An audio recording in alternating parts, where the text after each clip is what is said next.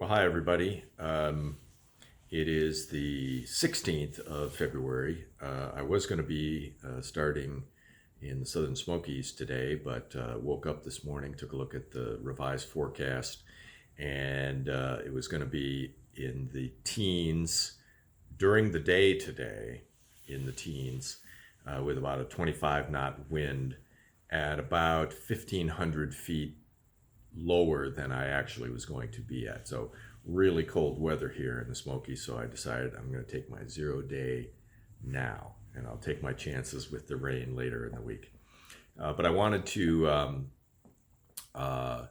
take this 0 day and talk a little bit about food. So I'm going to have my thoughts on food. The first thought for food for backpackers is eat what you like. Now, that may sound incredibly obvious, but I really mean that. For backpacking food, eat what you like, not what you think you like, and not what you think you ought to like, because there's a difference. Hiker boxes, coast to coast, are full of oatmeal packets because people think they really like oatmeal more than they do, or they ought to like it more than they do. And then they get out there, and after a while, they just can't stomach another oatmeal packet. And so they end up throwing them into the hiker boxes. So eat what you like. That's my lesson number one. And the attitude that I have towards food is I break it down into two categories. First, food is fuel. So both carbohydrates, rice, pasta, sugar, like in the form of Jolly Ranchers, potato flakes, doesn't really matter. They're all 4 kilocalories per gram. Same thing for proteins, all pretty much 4 kilocalories per gram. Fats, on the other hand, have 9 calories per gram.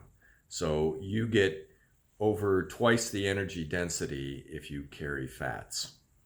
So keep that in mind when you're choosing the foods that you want to eat. You don't want to go for the low cal version. You want the full fat flavor with that. And my second thought is that food is morale. You always want to go into a camp or wake up in the morning and say, wow, I get to have biscuits and gravy today, or wow, I'm really looking forward to those grits or the beef stroganoff or whatever. You never want to go in there and say, oh, beef stroganoff again. So always keep that in mind. Always mix it up. Never get tired of the food that you eat. Too many people actually leave the trail because food is morale, and when they take a look at their food, and if it doesn't energize them, they will end up leaving the trail. So I just want to leave you with a few thoughts that I have gleaned over the years. Eric D., who's this legendary PCT and AT hiker, holds the record for fastest yo-yo of the PCT. And I ran into him in the Mahoosic Notch years ago. He had a lesson for me about food. He said, whenever you leave town, you have to bring town food.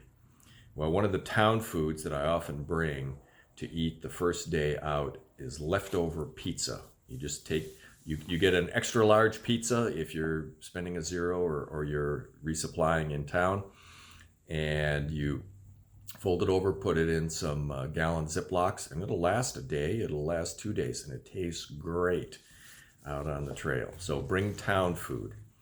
I also bring some fresh fruits, bananas, apples. Sometimes I'll bring an avocado out to eat the first day out on the trail.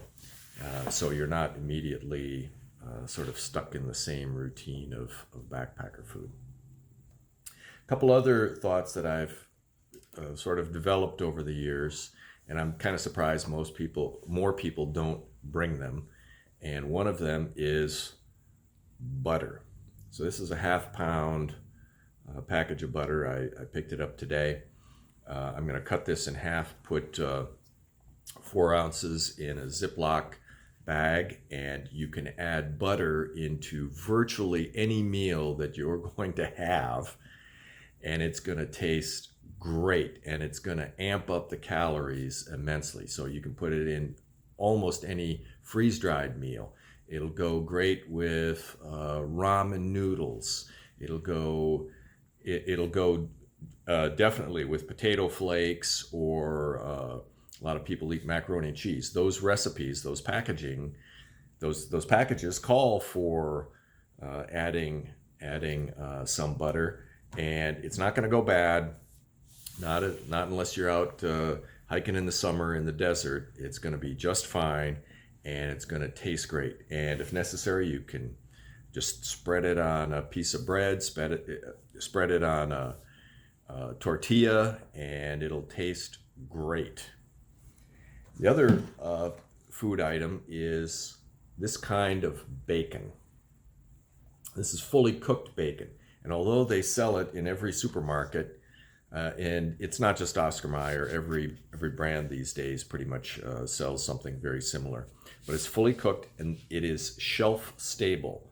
Even though it's in the refrigerated section with the other bacons, that's just for marketing. It is shelf stable. You don't have to refrigerate it until you open it, and it has a lot of calories in it. So yeah, a lot of calories, because it still has a lot of the fat, and it tastes great.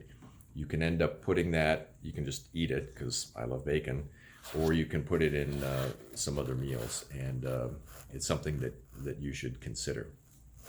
So anyway, those are my thoughts today. It's supposed to be warmer tomorrow, and then Thursday it's going to be, well, 100% chance of rain in the Smokies. So we'll see how that goes. Wish me luck. Hope you're having a great day.